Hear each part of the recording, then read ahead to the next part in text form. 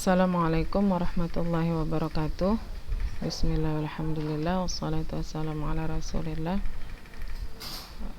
Segala puji bagi Allah subhanahu wa ta'ala yang masih memberikan kita kesehatan, keselamatan, serta kesempatan sehingga kita bisa mengikuti kegiatan pembelajaran untuk mapel bahasa Inggris di kesempatan yang berbahagia ini untuk kelas 9 ya.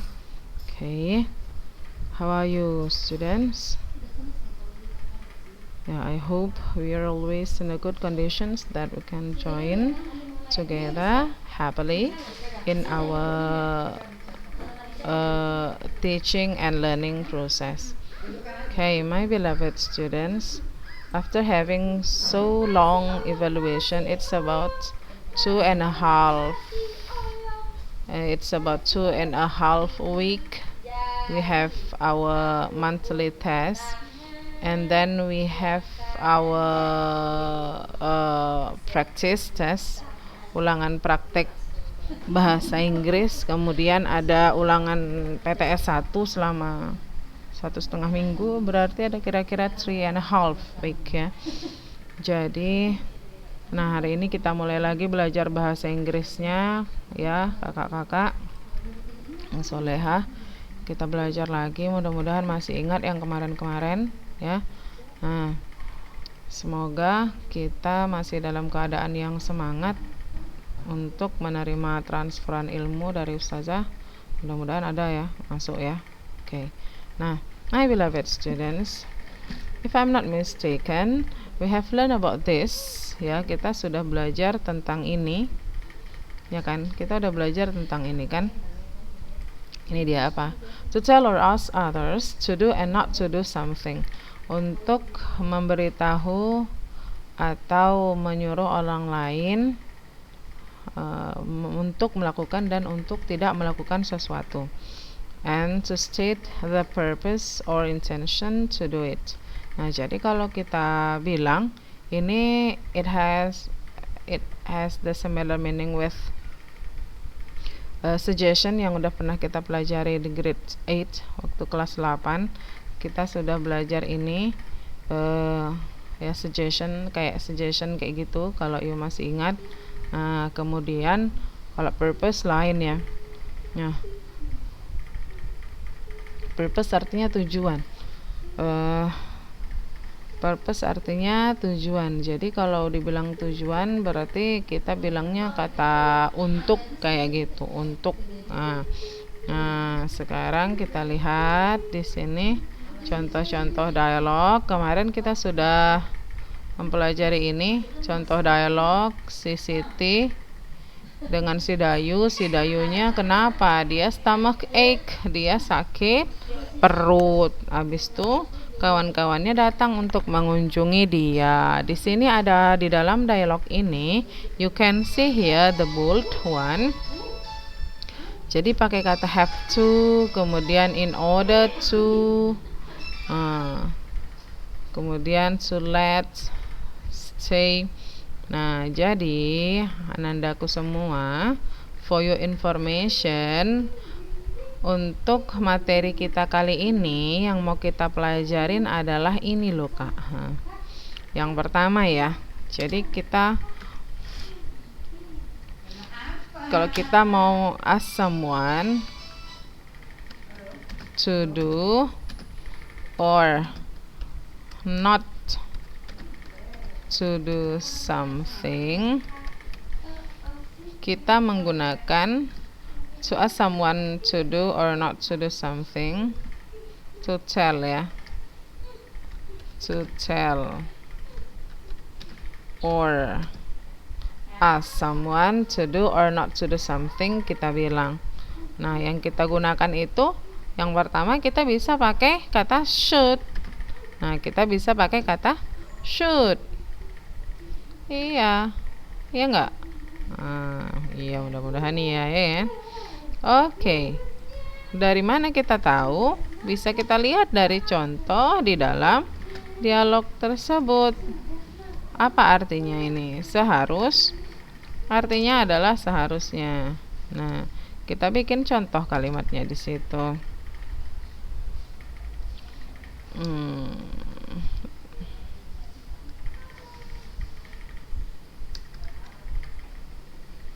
Example, kita bikin contoh kalimatnya di situ yang pakai should. Kita cari di sini apa yang kita bisa dapat. Nah, look at this. Di dalam dialog ini yang pakai should mana? Kalau pakai should ini untuk kalimat tanya, pakai should boleh. Should we go to the drugstore and buy some for her? Should we go to the drugstore?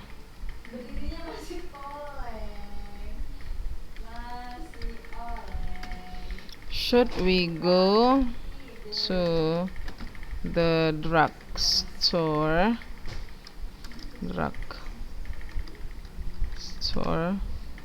to buy some medicine for Dayu? Ini kalimat tanya. Ini untuk kalimat tanya. Kemudian untuk kalimat positif. Contoh untuk kalimat positif kita bilang di sini. Kita cari di sini. Oke. Nah, I should be more careful now. I should be more careful now. Itu dia. I should be more careful now katanya. Tuh. I should be more careful now. Tuh.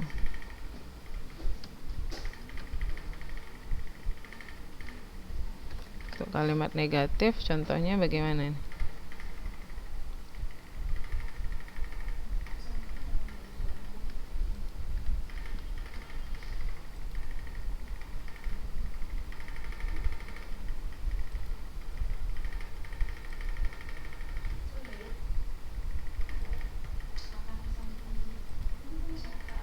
Oke.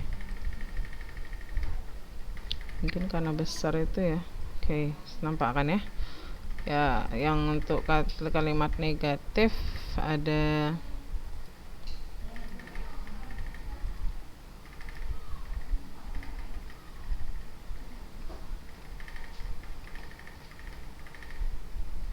you should not take the diarrhea lightly.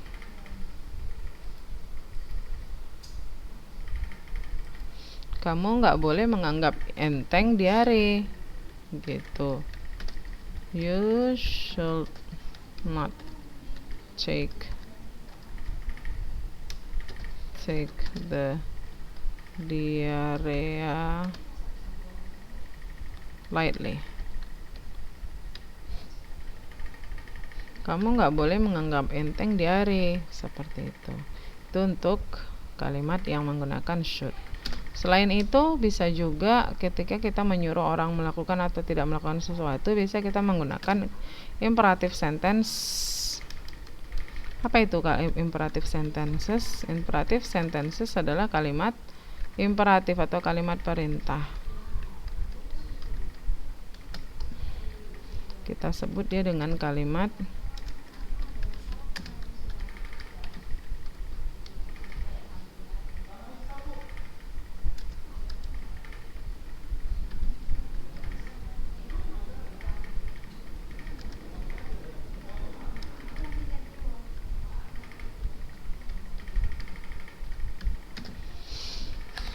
kalimat perintah. Nah, kalau kita bilang kalimat perintah sebenarnya ada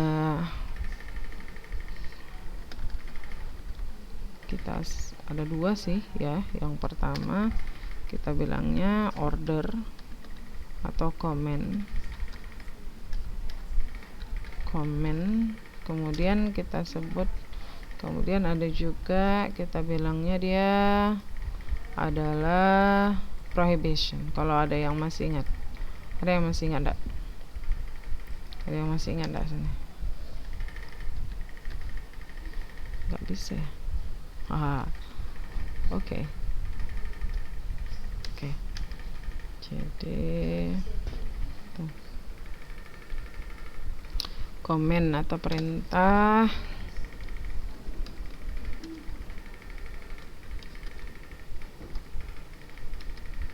Kemudian ada namanya prohibition. Jadi prohibition ini apa? Adalah larangan, kita bilangnya.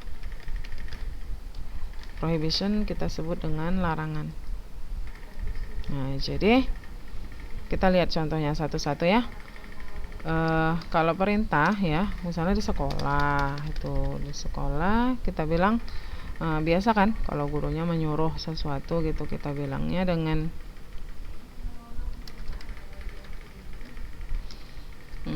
open your book misalnya. Open your book. Tuh, kita bilang seperti itu. Nah, kemudian misalnya kita suruh murid untuk clean the whiteboard, bersihkan papan tulis. Kita bilang kita mau suruh murid untuk clean the whiteboard. Nah, gitu. Itu dia kalimat perintah. Kemudian larangan. Nah, larangan ini bagaimana bentuknya? Kalimat larangan ini kakak-kakak adalah kalimat yang menggunakan kata don't.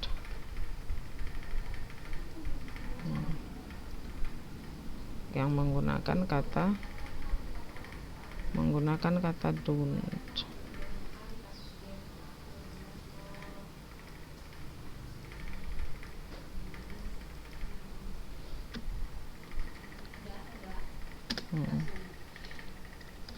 Don't masuk verb one. Tuh. Nah, bisa juga pakai objek. Objek atau komplement. Itu dia patternnya. Itu dia patternnya untuk yang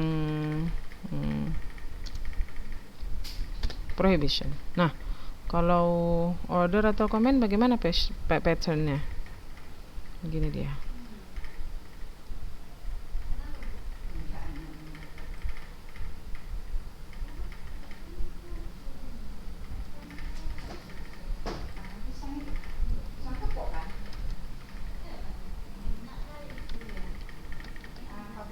Nah, patternnya adalah verb one ditambah objek atau complement. Tuh, ini contohnya kan, dia langsung ke verb one. Open your book. Nah, open ini adalah verb one, your book ini sebagai objeknya. Apa yang dibuka? Open your book. Clean the whiteboard, bersihkan papan tulis. Langsung ke verb one. Nah, jadi kalau untuk kalimat imperatif ini sebenarnya dia intinya adalah di depannya ini ada subjeknya ada di depannya nih. Subjeknya adalah you. Di orang yang disuruh itu you sebenarnya, tapi langsung kita gunakan kata kerjanya langsung open your book seperti itu. Jadi subjek objeknya sebenarnya yang subjeknya maksud saya yang disuruh itu adalah you, kayak gitu, kalian gitu kan. Oke, sekarang yang contoh untuk prohibition kita. Nah,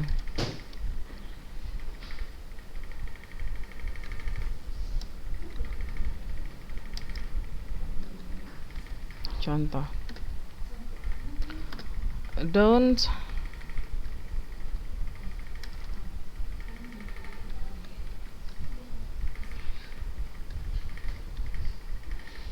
jangan misalnya jangan pijak rumput. Nah, don't step on the grass.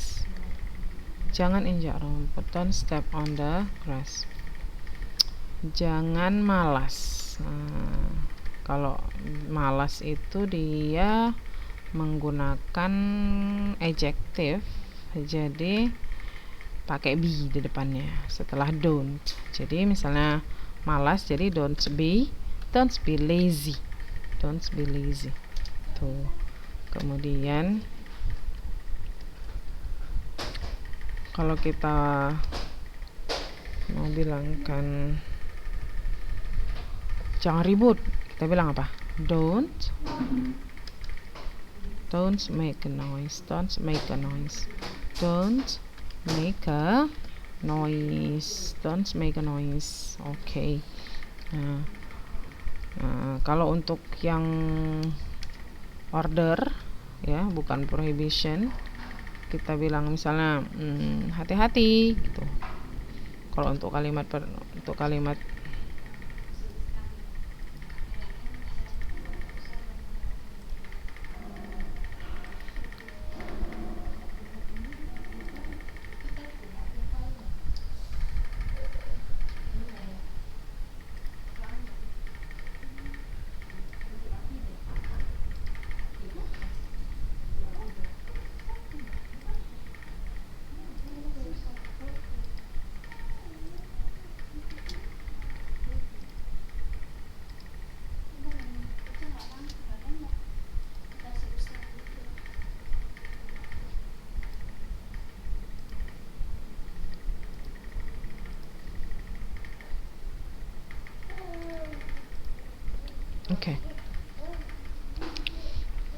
Oke. Students sudah. Nah, sampai mana tadi? Oh ya, jadi kalau untuk yang order atau komen, dia untuk yang adjektif kita tinggal tambah be depannya. Misalnya kita mau bilangnya hati-hati, kita bilangnya be careful. Be careful. Misalnya hati-hati dengan pisau tersebut. Be careful with the knife. Be careful with the knife. Gitu. Ini dia. Untuk yang kalimat imperatif. Yang tadi should ya.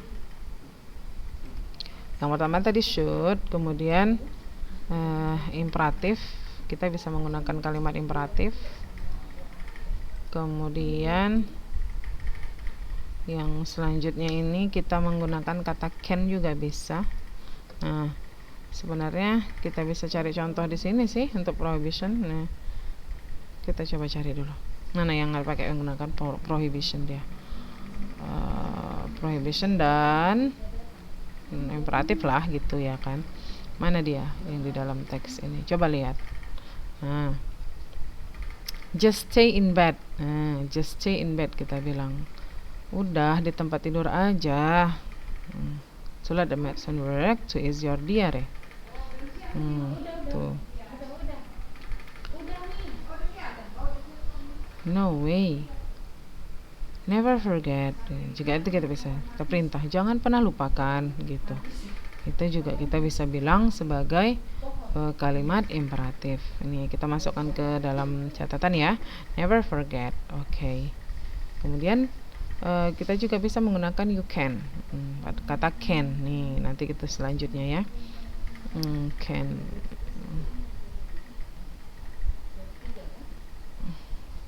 Mana tadi kayak pakai can make. Nah, ini dia contohnya. Tuh. Stay in bed, never forget. Kita bikin contohnya di sini.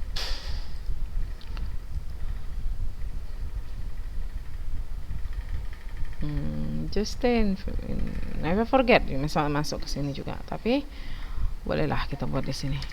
Intinya dia sama-sama larangan ya, prohibition. Never forget. Sudah. Oke. Kita bilangnya never forget.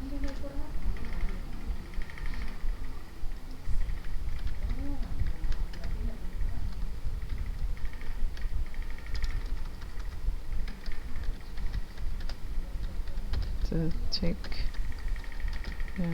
Jangan pernah lupa minum obat. Medicine. Never forget to take your medicine.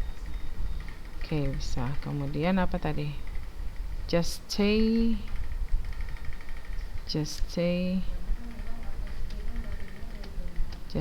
at home. Just stay in bed. just stay in bed. Udah di tempat tidur aja gitu, just stay in bed. Oke, itu yang kita dapat dari teks tadi. Kemudian yang ketiga, nah tadi yang Ustazah bilang menggunakan can, kata can. Oke, ini di sini can untuk ability, untuk ability. Jadi kalau dibilang ability ya, ability nggak apa-apa lah, kita tulis aja ability-nya di sini.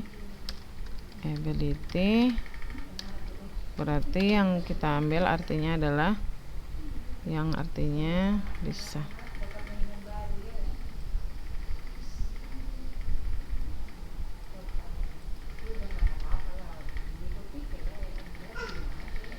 Bisa atau dapat.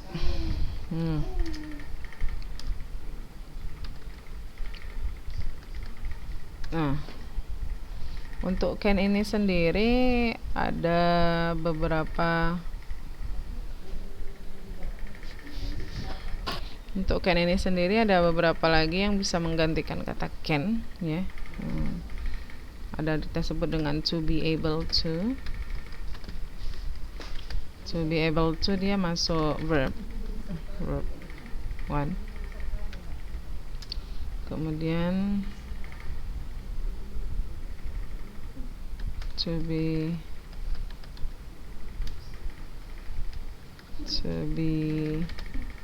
capable of, masuk verb ing dah. Sama sih, artinya sama. Artinya juga sama kayak can, artinya bisa. Nah, cuman ini yang bisa menggantikan can ketika kita menggunakannya di dalam kalimat kalimat negatif seperti itu. Bukan kalimat negatif, kalimat yang berjumpa dua modals misalnya. Tuh, kita bikin contohnya.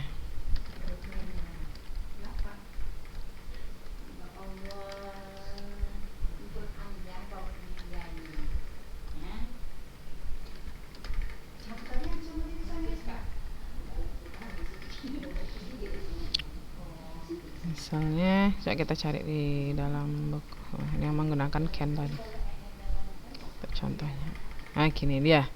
We can make such water ourselves with water. We can make oralit by ourselves. Gitu. Kita bisa bikin oralit sendiri. Gitu contohnya. Misalnya kan, we can make oralit. Ya, oralit itu bahasa kita ya. Oralit by ourselves. Atau enggak, kemudian kita contoh lain apa nih? Contoh lain. Coba kita lihat di sini. Ada kok contoh lain? You can try guava leaves. Nih, dia disuruh minum rebusan daun jambu to ease the diarrhea. You can try guava leaves. Kita masukkan ke contoh. You can try guava leaves. You can try guava leaves. Untuk kalimat positif negatif tanyanya itu udah pernah kita pelajarin ya, untuk yang will sama can.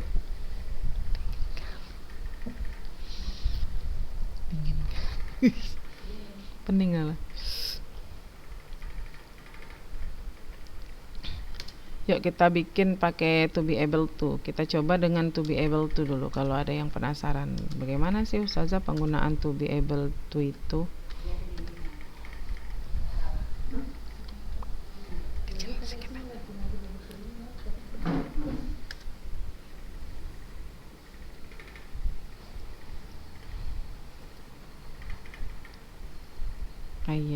Oke, kita bikin yang sini aja ya.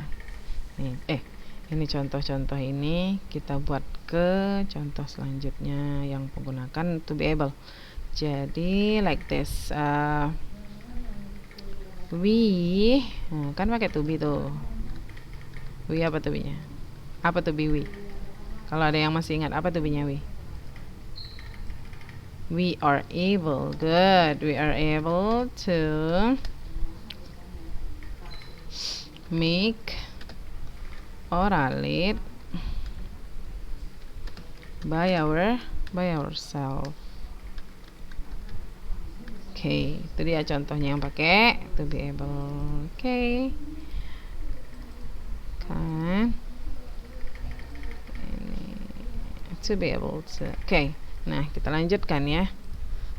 Oke. Itu untuk kalimat kata-kata yang digunakan to tell or ask someone to do or not to do something. Nah, untuk selanjutnya untuk menyatakan purpose atau tujuan, apa yang bisa kita gunakan? Apa yang bisa kita gunakan untuk menyatakan purpose atau tujuan? Oke. Ini selanjutnya coba kita lihat.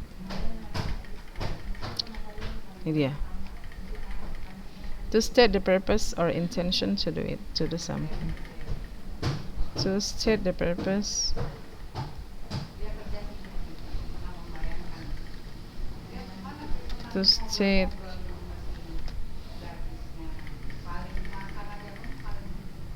the purpose or intention to do it.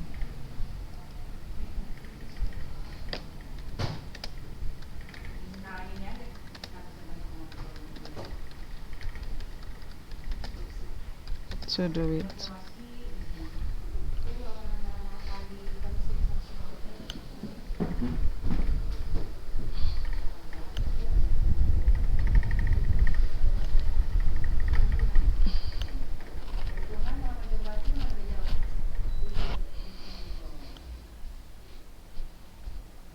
Kalian dari tadi duduk sini. Oke. To do something lah kita bilang ya. To state the purpose or intention to do something. Itu dia. Nah, yang kita gunakan adalah kata in order to, yang pertama ya. Yang kita gunakan adalah kata in order to. Kemudian bisa kita ganti dengan to aja.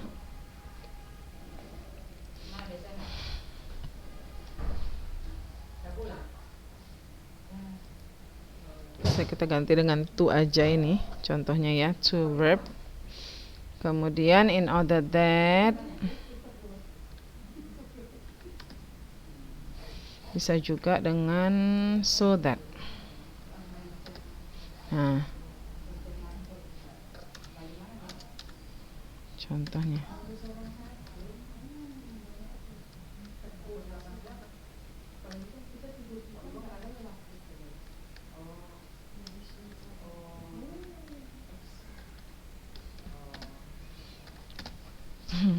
Kita cari contohnya di sini.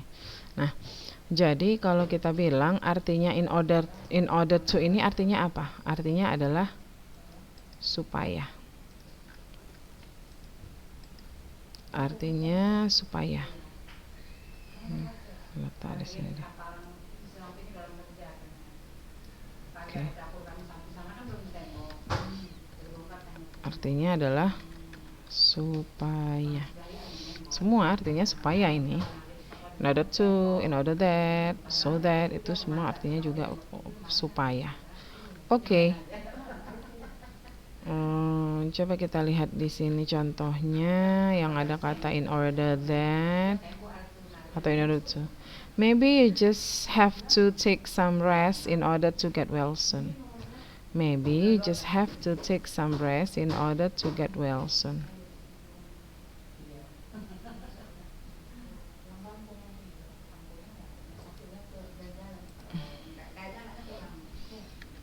Maybe you just have to take some rest to in order to get well soon. Nah, ini dia. In order to get well soon. Dibilangnya, sepertinya mungkin kamu hanya perlu take some rest, istirahat in order to get well soon. In order to-nya inilah dia yang mau kita pelajarin itu. In order to ini ya kakak-kakak. In order to get well soon. Mana tadi dia underline? Nah ini. In order to get well soon. Jadi itulah kita sebut dengan dia state the purpose, untuk menyatakan tujuan, the purpose or intention to do something, tujuan melakukan sesuatu. Dia menggunakan kata in order to atau menggunakan kata to. Banyak lagi contoh yang lain di situ. Ayo kita lihat. Silakan kita lihat lagi. Nah, yang menggunakan in order. Nah, ini digunakan so that. You need to drink a lot of water so that you will not get dehydrated. You need to drink a lot of water, itu yang pakai kata so that. Nah, ini dia contohnya kita bikin ya. So that.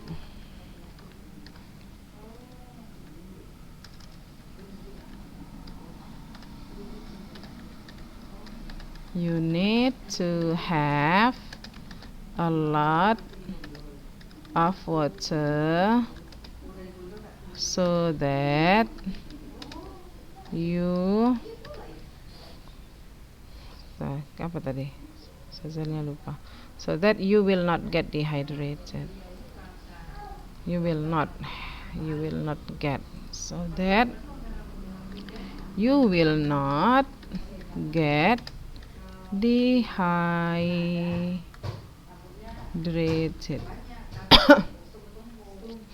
Kamu perlu minum banyak air supaya kamu tidak dehidrasi. Nah, kayak gitu. Nah, in order that, so that sama itu. Bisa sama contohnya. In order that, dia masuk klausa juga. Bisa kita buat ini contohnya sama ya. Kita bikin contoh sama aja. Waktu kita udah nggak banyak habis. Oke. Itu in order that.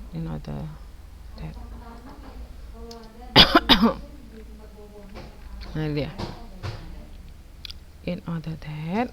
Kita ganti dengan in order that, bisa nggak? Bisa. Bisa kita ganti dengan in order that. Sama maknanya. Nah, perbedaannya adalah kalau in order that ini, nah, setelah that dia masuk klausa. Nah, tapi kalau in order to ini kan dia langsung masuk ke kata kerja nih, verb ini kan, masuk ke kata kerja atau verb. Salah, yang ini maksudnya. Nih, masuk ke kata kerja dia, verb. Tuh. Nah, itu dia perbedaannya. Kalau pakai itu dia langsung masuk kata kerja. Ini kan saja bikin dia tambah verb gitu kan. Dia plus verb kalau in order to. Tapi kalau dia in order that atau so that, dia masuk klausa. Kalau kita bilang klausa berarti dia mulainya dari subjek, predikat, objek gitu. Itulah klausa. Klausa terdiri dari subjek, predikat, dan objek. Itu dia perbedaannya dengan in order to dengan in order that atau so that. Nah, sampai sini paham ya? Mudah-mudahan paham. Kita lihat lagi. Nah, oke. Sepertinya sudah selesai kalau untuk yang ini. Jadi sekarang tinggal latihan-latihan kakak-kakak saja. Silahkan dikerjakan, dilatih-latih. Insya Allah next week akan kita bahas. Tapi Ustazah mau kakak-kakak untuk melatih ini ya. Di halaman, di sini halaman 40 ini ya. Nah, ini dia. Jadi kakak kerjakan sesuai seperti contoh. Jadi kalian menulis di situ apa yang harus dan apa yang harus dan tidak boleh dikerjakan maksudnya. Tuh. Dan kemudian baca-baca contoh-contoh kalimat di sini ya. Itu ya kakak-kakak ya, kelas 9. Oke, Ananda semua. Sepertinya sampai di sini dulu karena sudah lewat agak jauh ini penjelasannya ya, udah kelewatan 5 menit. Nah, I think my beloved students, my dearest students, that's all for today. Thank you very much for your attention. Assalamualaikum warahmatullahi wabarakatuh.